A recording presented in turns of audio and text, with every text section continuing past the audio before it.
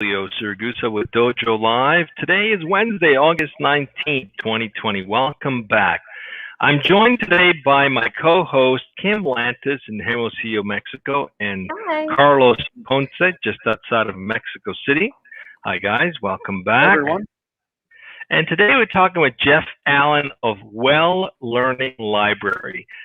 Before we get into the topic of today, we'd like to get to know you, Jeff. Please introduce yourself. Tell us a little bit about yourself. Yeah, thank you guys for having me. It's great to be on. So I'm Jeff, as you guys mentioned, and I'm the founder and CEO of a company called the Well Learning Library. And the Well Learning Library is an online training health and wellness platform that has a number of clients in various spaces. And we provide health and wellness education to the employees of those companies. And we also have a unique focus on how our building spaces impact our health and well-being. Excellent. And how long have you been doing this, Jeff? Just curious what led you into this direction. Sure. So I'm a former product manager in the technology space. I formerly worked for a travel technology company. And when I left that last company, actually at the tail end of before leaving that company, they asked me to go and create an online training program for them.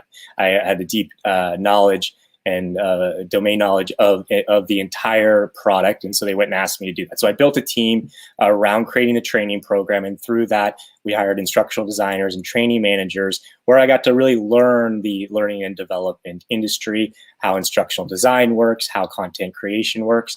And from that, I saw an opportunity to go create my own company around creating e-learning content or online training for other companies. So I created a company called Chromatic Content. From there was when I met someone who is an expert in the well building standard, which we can talk about in a little bit more detail.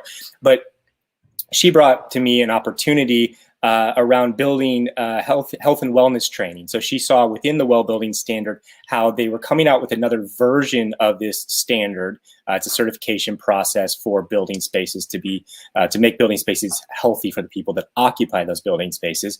And so she was in need of someone to build a training program. And one thing led to another. It started off as a collection of 10 training courses, and then it just became bigger and bigger and bigger to the point where it became essentially its own corporate wellness educational platform. Great. Well, speaking of good buildings or well-built buildings, let's talk about the topic today. Kim, please introduce the show. I'm looking forward to talking and digging in. Sure, thank you. I think Jeff already did a pretty good job. Thank you, Jeff, and welcome. So today's topic is healthy people, healthy buildings, and a healthy environment. Discover how building spaces can advance human health and well-being while simultaneously contributing to a more sustainable world.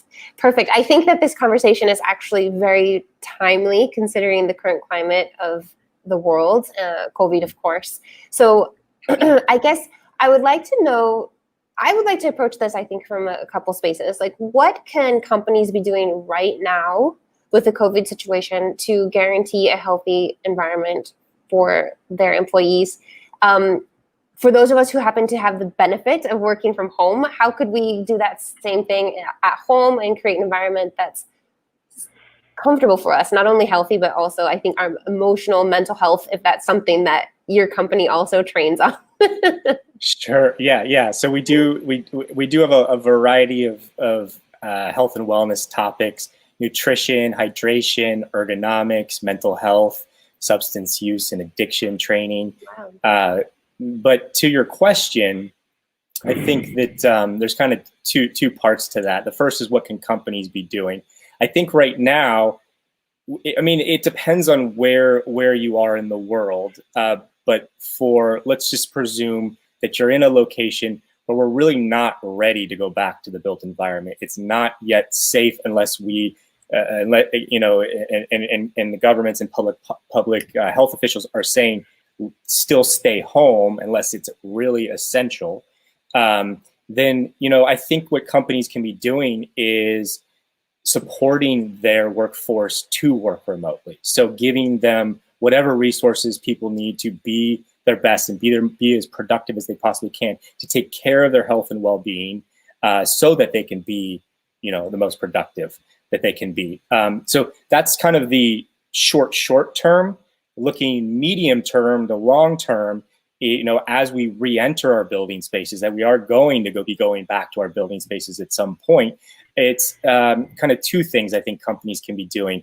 One is, first of all, how can they make these building spaces safe for people? How can we mitigate the risk of COVID-19 as we go back? Because there's going to be this transition period where the virus is still around and we're not sure, where it is. There's a lot of uncertainty in that, and that creates a lot of anxiety within people. So it's important to make your employees feel safe, and in order to do that, you have to make your building space as safe as possible, mitigate the risk as much as possible. So that's things like cleaning protocols, education around what people can be doing to mitigate the risk, both operational people, building operations people, as well as just every employee. What can they be doing? In addition to that, there are things that can be put in place like monitoring. There's a lot of technology out there today that where sensors can be put in to actually detect whether or not there is a virus in the air, whether or on surfaces. So monitoring surfaces as well as air quality is an important thing. That real-time monitoring can then be feedback. So it's really a holistic approach of a lot of different strategies that can be put in place. Well, that's interesting. So I've heard many times, where you live and where you work can make a big difference in how you feel. So besides the obvious in terms of sanitizing, creating a safe environment as people begin to get back to work, critically important, right? You don't want people stressing, am I going to get sick just because I'm showing up to the office? What are other things or trends are you seeing that work well to, one, increase the sense of belonging inside the organization, and two, perhaps even improve the sense of well-being and dare say even being more productive because of the space or the environment that you're in? What's the typical trend you're seeing that works in that direction? Well, I think for right now, this is one of the reasons why we've built the Well Learning Library, is not just to provide employees with health and wellness training, but how do we keep employees connected while they're not in the building space? So, I think that when we go back and re-enter buildings, many companies are going to go to some sort of hybrid model where there's more flexible work from home or work remote, as well as providing that opportunity to for people to actually be in the building space. Because working remotely, it has its advantages and its disadvantages. People get more time back because there's no commute, so that's an advantage. People you could argue, some people are saying I'm more productive because I don't have all the distractions within the office space. At the same time, there is, being in a space with one another, you have that human connection, which is huge for mental health, as well as for being able to connect with employees around projects and things like that. So there's pros and cons, but we wanted to create a platform where people can interact remotely, but then they also have, but then we're also training them on what's important to connect as human beings. Jeff, I have a quick question. I'm sorry, Tulio, just real quick. You mentioned two things that jumped at me, and they're key from my standpoint. You mentioned holistic, and then you also mentioned mental health. So to me, that's a very good point, because holistic also encompasses the mental health part. Mm-hmm.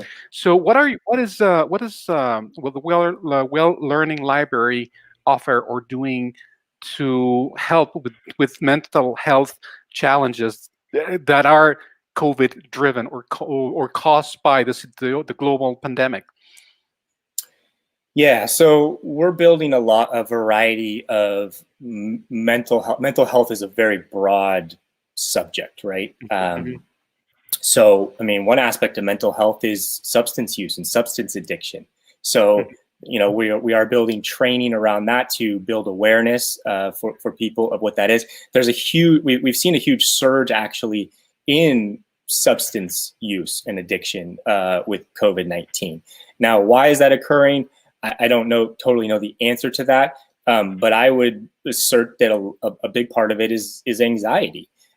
So how can people deal with their anxiety and get to the source of that and mitigate that anxiety is a big part. So, we're also building. One of our visions is to build coaching programs too. Coaching programs as well as having therapists on demand is something that we're looking at doing to provide additional support for people who are dealing with that level of anxiety that COVID-19 is having the impact of. Thank you, Jeff. Well, we could say are the primary, let's call them stressors right now. You have people who are, one, afraid of getting this dreaded disease. Then you've got, on top of that, people afraid of what's going to happen to their livelihood, whether they are going to lose their livelihood or have already lost it. So they're trying to figure out how to make that work. Then you've got parents with children at home, multiple children at home, doing school from home with sometimes limited space. In big cities, not everybody's got a house and a lot of space. So that's a lot to take on all at once, right? And let's not forget the other things that people were already dealing with, whatever that was, whatever other health issues or family dynamics issues, whatever those things were, that didn't go away because of COVID-19, right? Sometimes they got exasperated. So what are some key things that people ought to be doing to, dare I say, pace themselves through this major change and shift?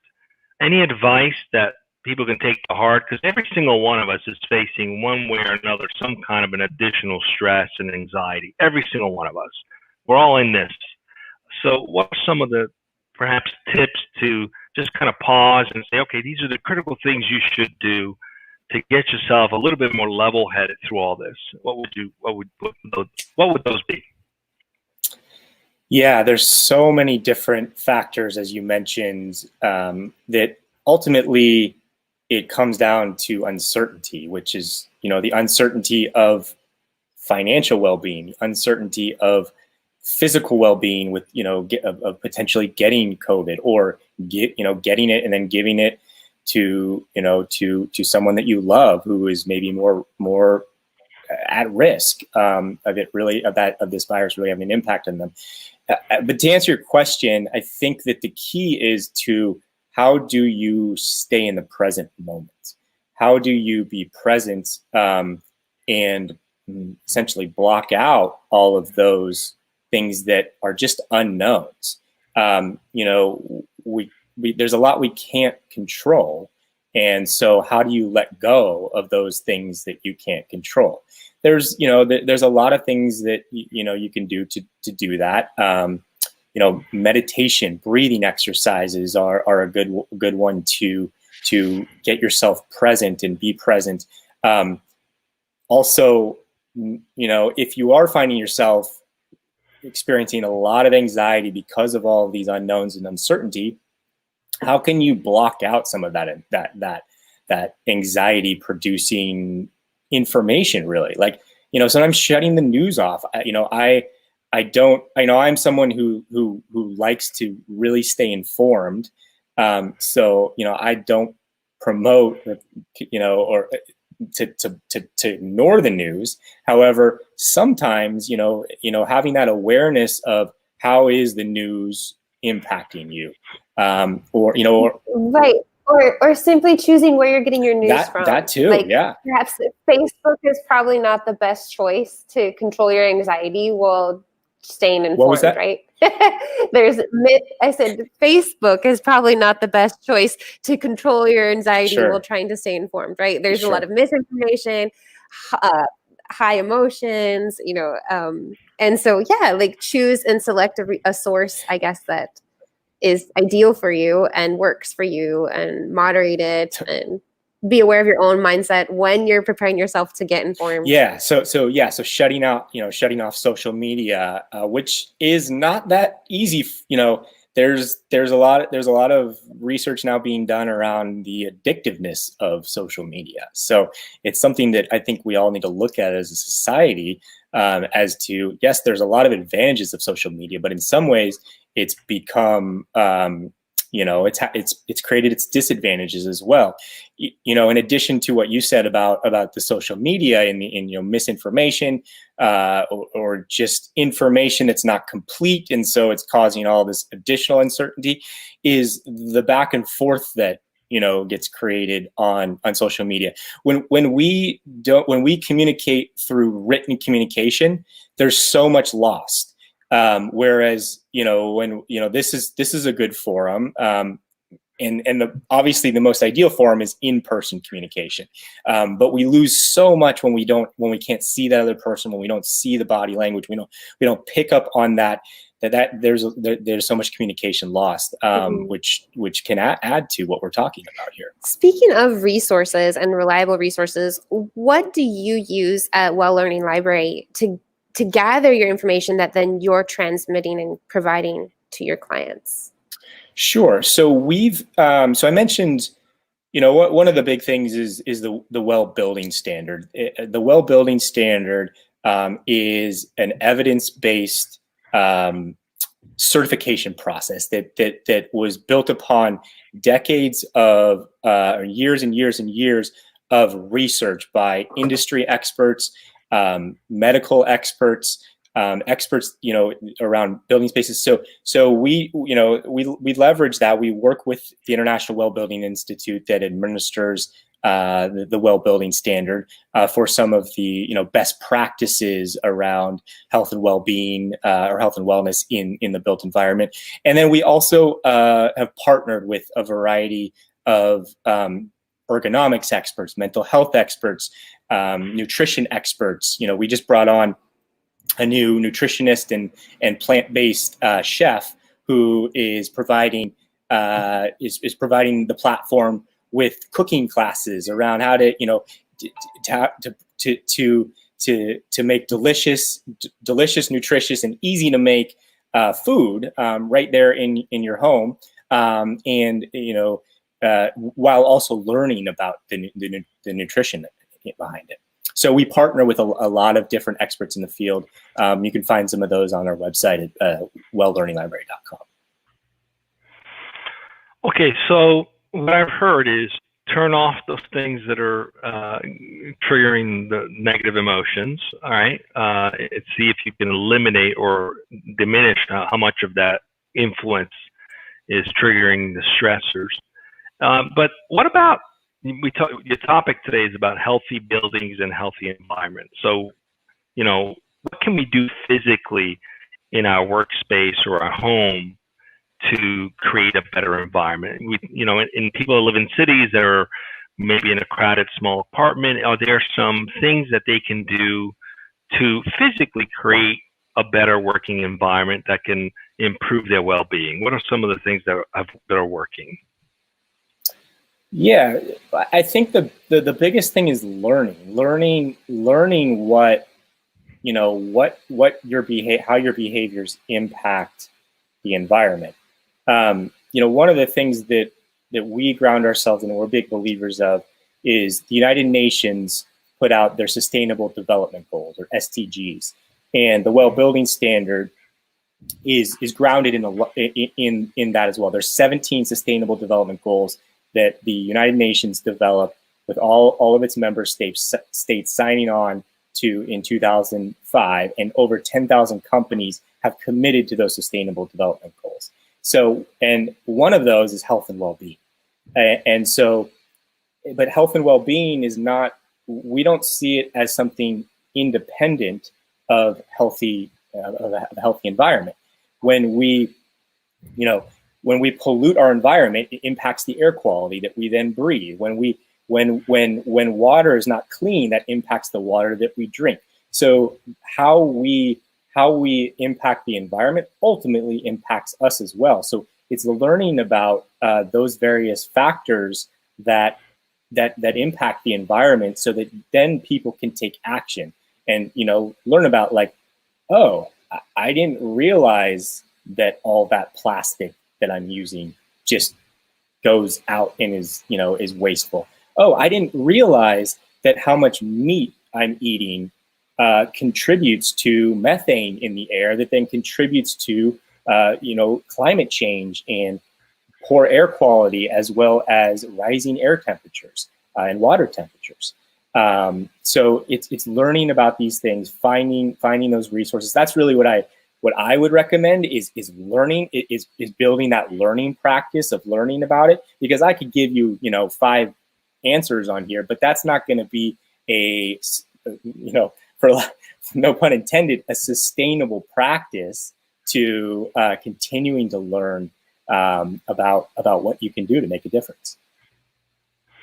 Okay, so yeah, actually, I'll go back to a quote that I said a couple days ago, or a couple episodes ago, and we learned about.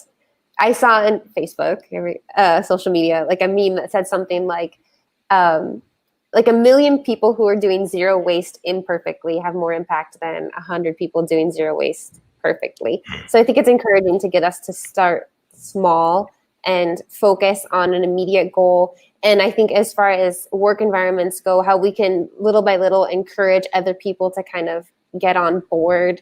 For those companies who are interested in either with sustainability or just if I could, before you ask, I want to jump in on that. Yeah, like just to give you a personal example, right? Like, I'm not a vegetarian. I'm not vegan. Like, right? So I'm telling you about meat and how it impacts it, but I would be a hypocrite to tell you stop eating meat. Like I'm actually, in the last few months, I am grappling with that from just an ethical and personally moral perspective. I may shift that. So to your point though, it's I hear a lot of people say, oh, I can't, I'm never gonna go vegetarian. I can't go vegan. Like that's just not it's not a habit that I can develop. But whenever I go to a restaurant, it's too hard. Well, don't do it 100%, but can you cut it back a little bit? Can you take, one meal out a week or a couple meals out a week where you're eating meatless Monday, right? Yeah, meatless Monday. There you go. Yeah. Very good. And I think that's great. And just little by little, and these baby steps, right? None of us were born walking. But what can companies do? Those companies who say that's all well and great. Thank you, Jeff. I want to have a safe environment for my employees. I want to become more sustainable, but I just don't have the resources to do that. Like, what's aside from learning, are there any immediate steps that perhaps we could take into consideration? When you say they don't have the resources, what do you mean by that? Let's say it's not financially possible for me to go big. Like, I can't get a detector to see if there's a virus in my building. Mm-hmm. Yeah, that's a tough one. I mean, I think that look, if it's we don't have the resources to invest in a major certification program like the Well Building Standard, which is it is definitely financially viable. So if you think that finances are constrained, I would encourage you or have someone at your company to talk to someone, and I'm happy to introduce you to people who can help guide you through thinking through that process and the potential return on that investment. However, if that's still not financially viable after you've done that due diligence, then it's just look at what you can. Where can you start? There are a lot of there. For example, the Well Building Standard or the International Well Building Institute put out a huge report on guidelines to recommended strategies and guidelines for reentry and to be prepared and for reentry. So that's something that's free and available. You can go download it from their website and start to look at areas that you can start to implement right there on your own. I think you hit the nail on the head when you talked about education is key, right? Because yes, you can hire an external company to get certified and pay a fee for that, just the same way you could learn how to do it yourself and try to, as best as possible, create an environment that closely replicates what they would have done. I mean that's just kind of do it yourself versus hiring someone who can jump right in. The do it yourself is going to take more time, it's going to take a lot more education, but I think the excuse of, well, it's too expensive, it really is just an excuse. It doesn't cost anything for people to educate themselves and to learn and to adopt even small steps that may take even a full year or two to fully implement, but every step gets you where you need to be. We're up on time. It's been a pleasure to have you. Before we do wrap up, I want to just ask you one final question, and that is, in your journey in educating people and companies about the importance of creating a healthy environment to work in, a healthy environment to thrive in, what has been one of the biggest hurdles for you in that process of helping companies through this? And how did you overcome that? Yeah, so, well, it's an ongoing effort. I'll tell you that. I think the biggest effort is how to get people to actually take the action to take the training that you've created. And so create, one of the big things for us is how do we create really, really engaging, fun, and even entertaining, even sometimes funny content. Because if you build content that people are not going to want to watch, or they load it up on their computer and then they're checking their Facebook or their text messages, it does zero good. It's just wasted training content and wasted resources to develop that. So, to overcome it is to build engaging training content. With people working from home now, there's so much content out there. People are getting webinar fatigue. They're getting Zoom fatigue, or virtual teleconference fatigue. So, so that's something that we have to consider. And, that's another practice you can put in place. Make sure you give yourself the time to get up, walk away from the computer, walk around the block, even just taking your eyes away from the computer for a minute really can help you over the long run. Yeah, good advice on the Zoom fatigue. I gave up trying to be in front of the video all day. I prefer to walk around with the phone or a headset. I did try one of those things you hang around your neck with the iPhone in front of you, and I thought that was ridiculous, so I gave that up. But I did try. Like you said, get out there, have a walk. Don't try to constantly be in front of a screen. So it's been a pleasure to have you as our guest, and thank you for being with us today. It's been enjoyable, and hopefully those who are listening who are interested in additional ways or additional information on how to implement better, healthy work environments, to reach out, definitely visit the landing page. We will make sure we have the information they need to get access to you and to get access to your company. Carlos, what do we got coming up tomorrow? We got another show for the week. One more, and it's going to be at 1 as all of them. And we're going to be speaking with Nerit Rubenstein, the CEO and co-founder of dojo.live, which is a credit scoring and improvement platform. And the topic is very intriguing, to say the least, and it's called the 3-digit number that never sleeps. I wonder what that is, okay? Or in other words, how technology can help your credit score survive the pandemic. So that's what the guest has sent us for tomorrow's topic, tomorrow's conversation. Look forward to that right here on Dojo Live, 1 p.m. Pacific. And of course, Tulio, let's remind the audience and of course our guest, Jeff, that on Monday we're going to be at 1 p.m. We're going to be recapping the 3 shows that we had this week, including this one. So Jeff, please be on the lookout for that. If you want to, participate also, that's more than welcome. Yeah, I'll check it out. Well, Yeah, thank you guys very much for having me on. For those who don't have 20 to 30 minutes, we recap 3 shows and all the highlights in 10 minutes. 10 minutes. So 10 minutes. Monday at 1.